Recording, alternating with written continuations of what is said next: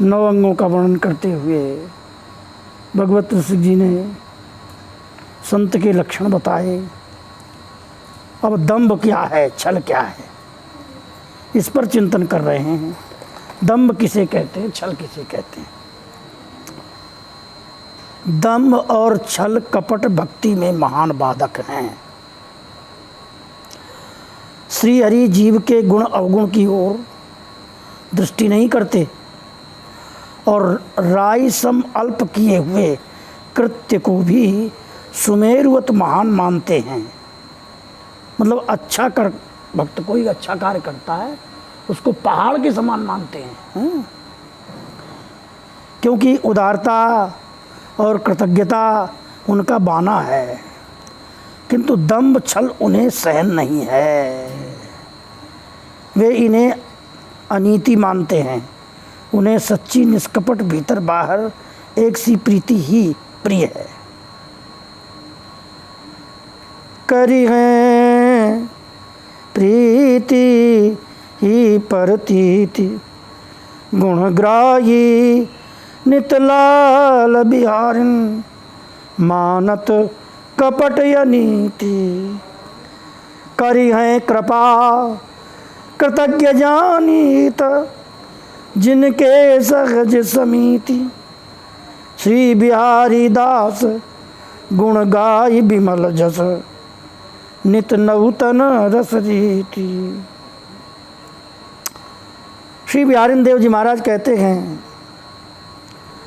करिए प्रीति ही प्रतीति। आप भगवान से प्रेम करते हो तो प्रतीति माने अनुभव देंगे और दिखाएंगे कि हाँ तुम्हारे साथ हैं। क्योंकि बिहारी जी महाराज का स्वभाव है गुण को ग्रहण करते हैं। गुणग्राही नित लाल बिहारिन, लाल जी श्री लाडली लाल गुण को ही ग्रहण करते हैं। आप थोड़ा सा प्रेम करोगे तो आपके थोड़े से प्रेम को बहुत सुमेरु के समान प्रेम मानेंगे। लेकिन चक्कर एक है कि कपट न करे, कपट और अनीति। यदि कपट नहीं करोगे, अनीति नहीं करोगे तो कृपा करेंगे, क्योंकि बिहारी जी कृतज्ञ हैं। जान हित जिनके सहज समीत, जिसने थोड़ा भी किया बिहारी जी उसको ज़्यादा मानते हैं। मतलब बिहारी जी महाराज कृतज्ञ हैं, कृतज्ञ नहीं हैं। कृतज्ञ तो हम हैं कि कैसे कैसे बिहारी जी ने हमको सूर्य दिया है, जल दिया है, पृथ्वी दिया है, माता पिता गुरुजन दिए हैं, संत दिए हैं, वृंदावन दिए हैं, भजन करने की सारी सुविधाएं दी है हमको। लेकिन हम उनका भजन नहीं करते तो कृतज्ञ नहीं। जीव का स्वभाव ही कृतज्ञ बने का है।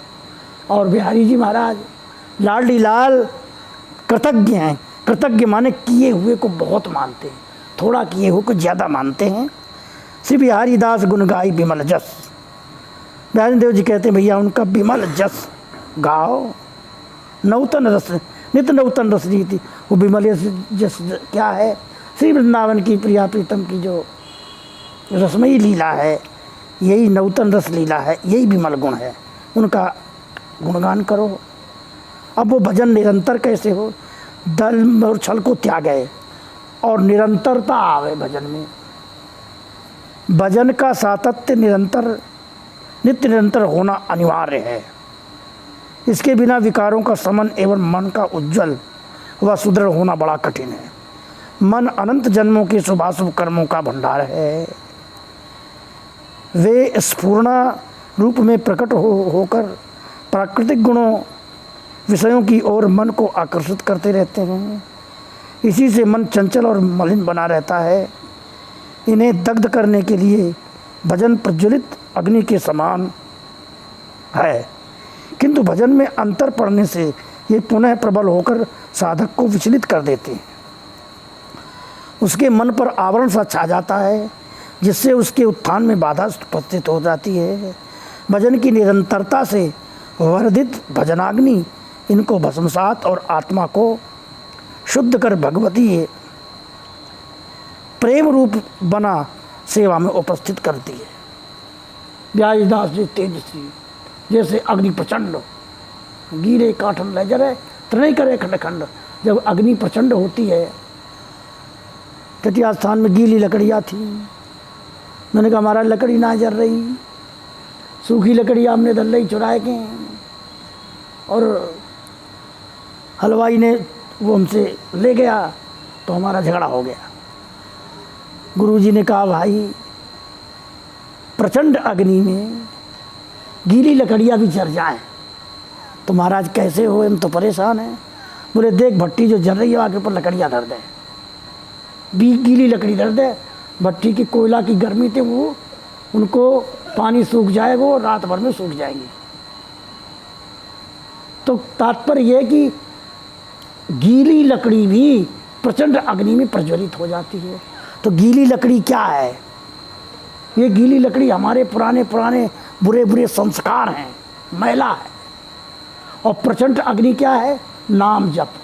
नाम जप से तेज प्रकट होता है। नाम जप एक प्रकार अग्नि के समान है।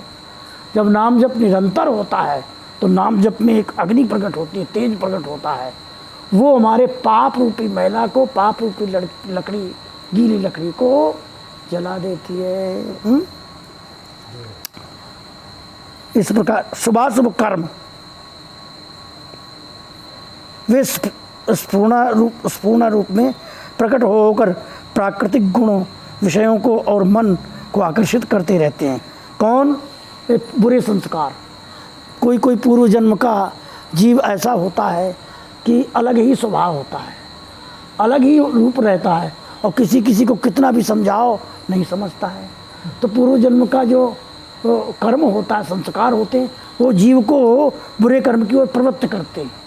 और ऐसी परिस्थिति में यदि हरि गुरु शरणागति मिल गई, ठाकुर जी की कृपा हो गई, गुरु कृपा, तो वो संस्कार कमजोर पड़ जाते, नया संस्कार बनने लगता है। ये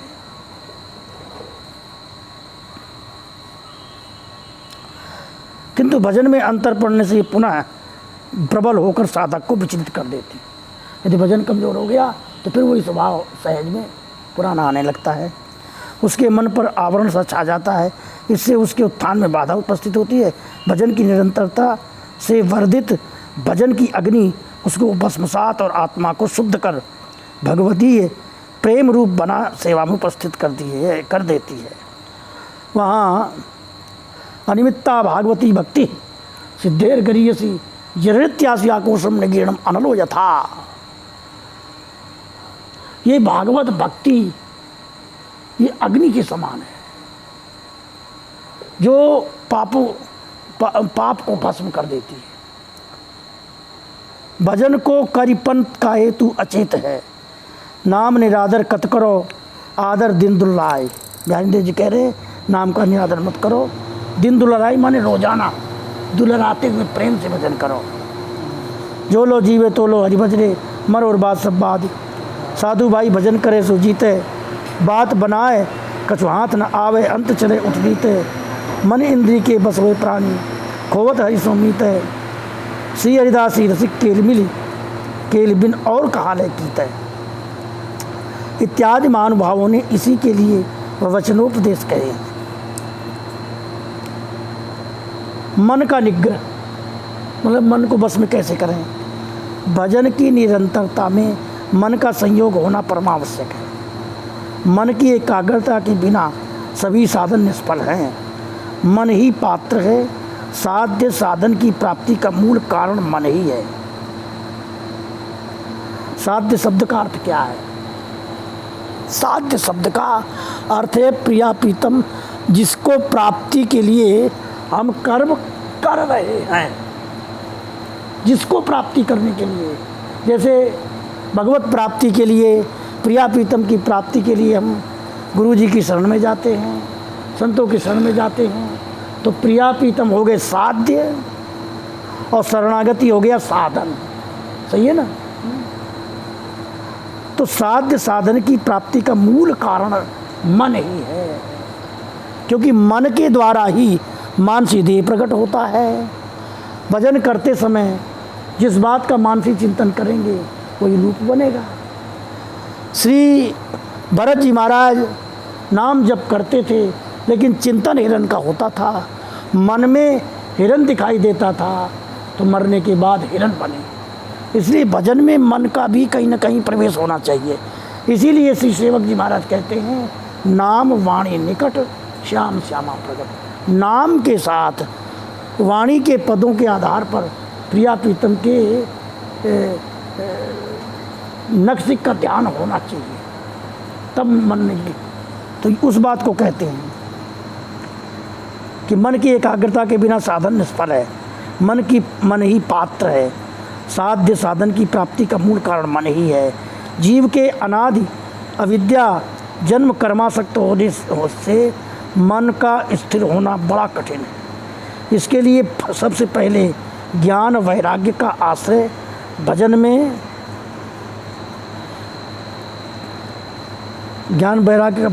सहायक होता है। आगे जब रुचि व निष्ठा वर्धित होती है तो भजन स्वाभाविक होने लगता है। उस समय भजन ही भजन का साधन और सहायक होता है। भजन ही भजन का साधन होता है, मतलब नाम ही नाम का साधन है। उस समय भजन ही भजन का साधन और सहायक होता है। ज्ञान और वैराग्य उसके सहज अंग बन जाते हैं। मतलब तात्पर्य ये क्या है कि नाम को ही आधार बना करके हम दिन रात नाम जप करने लगे तो उस नाम का प्रकाश जब हृदय में होता है तो कोई न कोई दिव्य अनुभव होता है। जब दिव्य अनुभव होता है तो आनंद आता है। मान लिया ठाकुर जी मुस्कुराते हुए दर्शन होने लगे तो उनकी मुस्कान को हम देखेंगे तो भूख भी नहीं लगेगी, प्यास भी नहीं लगेगी। तो पहला नंबर ज्ञान प्रकट होगा। ज्ञान क्या है? जानना। अरे हम तो इनके हैं, ये हमारे हैं। अच्छा, बैराग के दो अर्थ करें। एक तो बैराग माने त्याग, त्यागना। दूसरा बीराग, बी उपसर्ग है व्याकरण में, लघु कौमुदी में। परा अपसम अनु अव निस्दिर नुस्दुर बी आंग, ये एक शब्द है बी, और उसको बी अलग कर दें, राग इधर कर दें, तो मतलब विशेष प्रकार का राग। तो बिहारी जी के जब दर्शन हो जाते हैं तो विशेष प्रकार का प्रेम जब ठाकुर जी के चरणों में हो जाता है तो ध्यान नहीं रहता। एक संत थे राजस्थान के कहीं के, वो बालकपन से भजन करते। अब उनको भजन में इतना रस आता, नदी के किनारे चले जाते थे सवेरे, फिर दोपहर में आते। तो पहले रोटी साग दाल सब पाते, प्रेम से पाते, 1 घंटा आधा घंटा लगता। धीरे धीरे उनने सब छोड़ दिया। माता जी से कहा, माता जी हमको राबड़ी बना दिया करो। तो एक आध दिन खा कर के खाते समय माँ ने कहा, बेटा तू प्रेम से भोजन भी नहीं करता, एक टाइम भोजन करता है। कम से कम एक टाइम भोजन करेगा तो भजन तो हो जाएगा। अब भोजन ही ढंग से नहीं करेगा तो भजन कैसे होगा? अब वो तू राबड़ी माने दलिया, एक प्रकार का बाजरे का जो होता है राजस्थान में, उसको घोला और छाछ मदा या दूध के साथ घोड़ा और पी गए। मयरी, हाँ, उसको घोर के पी गए। 5 मिनट में खेल खत्म, चल दिए, जंगल को चले जाते। तो कहते माता जी नाम में इतना रस आ रहा है, इतना आनंद आ रहा है कि आधा घंटे जो है हम भोजन में लग जाते तो हमें बेचैनी होती। ये है बैराग। तो ज्ञान और वैराग्य सहज में प्रकट हो जाते हैं, अंग बन जाते हैं, करना नहीं पड़ता। तो ज्ञान वैराग्य करना नहीं पड़ता, अपने आप होने लगते हैं। ये बात कह रहे हैं। उसका मूल कारण है भक्ति, क्योंकि भक्ति के बेटा ज्ञान वैराग्य है। ज्ञान वैराग्य की पुत्री भक्ति नहीं है। भक्ति माने प्रेम, भजन करेंगे तो ज्ञान वैराग्य प्रकट होगा। मनोनिग्रह, ये होता है। हम मन का निग्रह पर चर्चा चल रही है कि मन का निग्रह कैसे होगा? भजन के द्वारा ही होगा। सत्संग, अब सत्संग की बात कह रहे हैं। जब तक ऐसा न हो तब तक इनकी आवश्यकता है। इनकी प्राप्ति सत्संग से ही होती है। ये सब ऊपर की बात है। सत्संग से, सत्संग से ही इष्ट स्वरूप का, उनकी सुंदरता, मधुरता, उदारता, आत्मीयता। सत्संग क्या है? श्री स्वामी जी महाराज के अष्टादश के पद, उनका अर्थ करना, उनको चिंतन करना, उनका पाठ करना, किसी के द्वारा उनका अर्थ सुनना है? सत्संग से इस इष्ट स्वरूप का, उनकी सुंदरता, मधुरता, उदारता, आत्मीयता, करुणा व स्नेह तथा संसार की असत्यता और नश्वरता आदि का ज्ञान होता है। मन का कषाय अर्थात मल विक्षेप, मन का कषाय माने मन का मैला, मल विक्षेप आवरण मोह पाप मैल सत्संग से ही दूर होता है। भक्ति एवं प्रेम रस का मूल सत्संग ही है। इसलिए सजाती है, अब यहाँ एक शब्द कह रहे हैं सजाती है, सजाती माने अपनी जाति के, यहाँ जाति शब्द का प्रयोग कोई ब्राह्मण क्षत्रिय वैश्य शूद्र आदि से नहीं लिया, मतलब गुरु की जाति। हम श्री हरिदास बंसी, हमारी जाति श्री हरिदास बंसी हैं, उनके जाति के हैं, श्री हरिदास जी की जाति के हैं। तो ऐसे अपने गुरु भाइयों के द्वारा ही सजाती, जो न सजाती संग मिले तो साधन की हो न जाए। भक्त संतों का, संत जनों का संग होना अपरमावश्यक है। सजाती इसलिए कहा कि निज उपासना भाव से भिन्न संग होगा तो साधन में अंतराय आएगा। भक्त यदि ज्ञानी का संग करे, माधुर्योपासक यदि ऐश्वर्य भक्ति का संग करे, ऐश्वर्य भक्त का संग करे तो निज भाव की सरसता कैसे होगी। ऐसे ही सभी संगों के बारे में जानना चाहिए। जो न सजाती संग मिले साधन की हो न जाए। बात विजातिन की सुने मन मनसा विचलाए। महत्व और ज्ञान। अब इसमें एक छोटा सा उदाहरण आता है।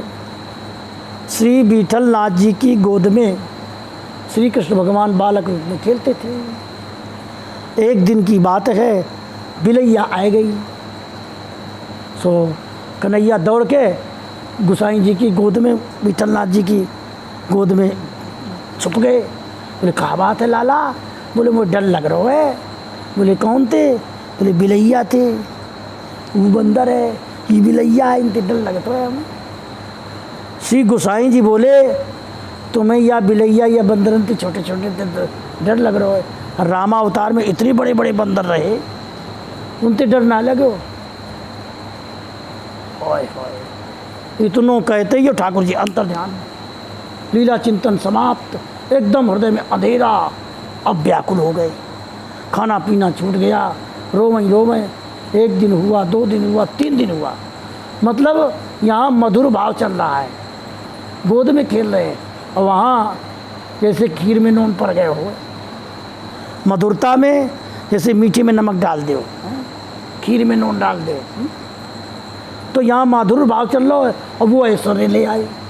अंतर जाने को 3 दिन बाद खाना पीना छोड़ दिया, रोवें। तब लाल जी प्रकट हुए, ऐसे मुँह फुला, गोद में लेके बोले लाला क्या बात है, काय को नाराज है तो हम पे कौन सी बात है कि कौन सी बात मेरी बुरी लग गई? देखो जी बात ना बनेगी। कहते तुम अपने बेटे ही मान लो, कहे भगवान मान ले, दो में तो एक ही रहेंगे। भगवान मानोगे तो हमको बनाएंगे और बेटा मानोगे तो हम गोद में खेलेंगे। तुम्हें ये क्यों कह दी बड़े बड़े बंदर इतना डर लगे? हम तुम्हारे बेटा हैं कि भगवान है, बताओ। हाय हाय, ये ऐश्वर्य और बात विजातिन की सुने मन में सब चलाए, ये तात्पर्य है इनको सजाती तात्पर्य। महत्व और ज्ञान। उपासना में महिमा ज्ञान की परमावश्यकता है।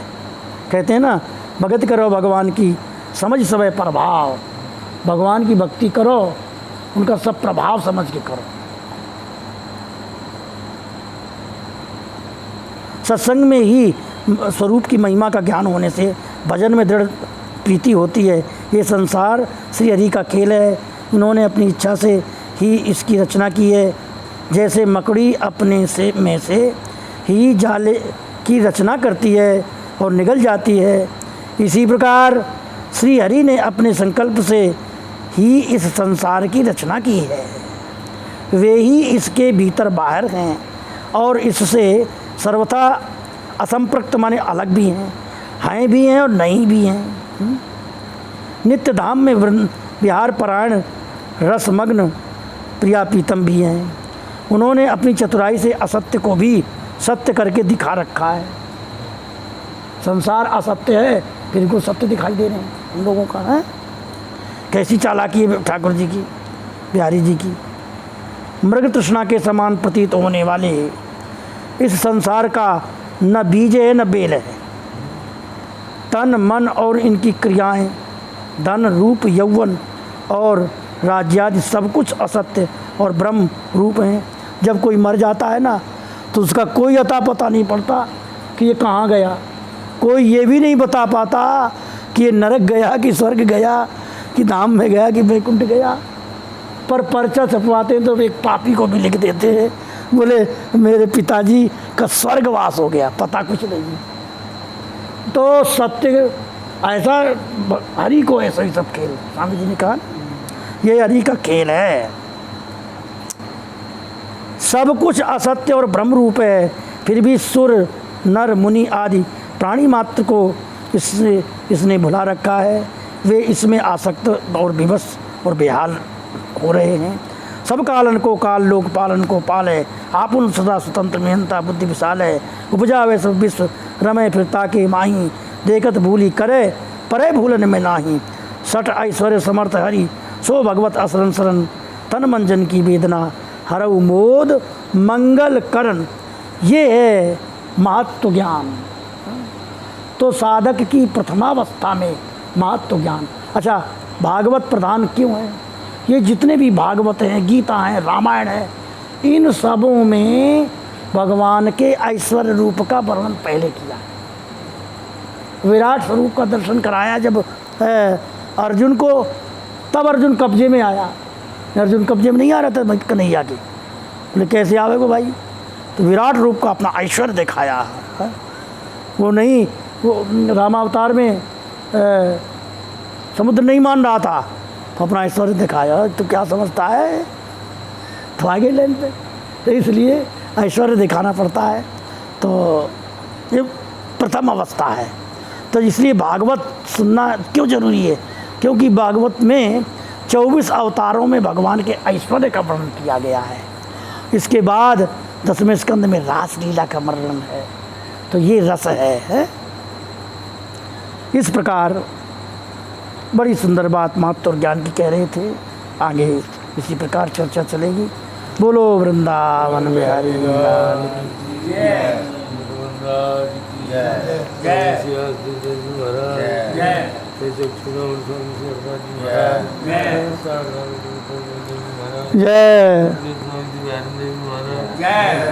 घूम घाम के आ गए, चारों तरफ घूम आए, फिर आ गए।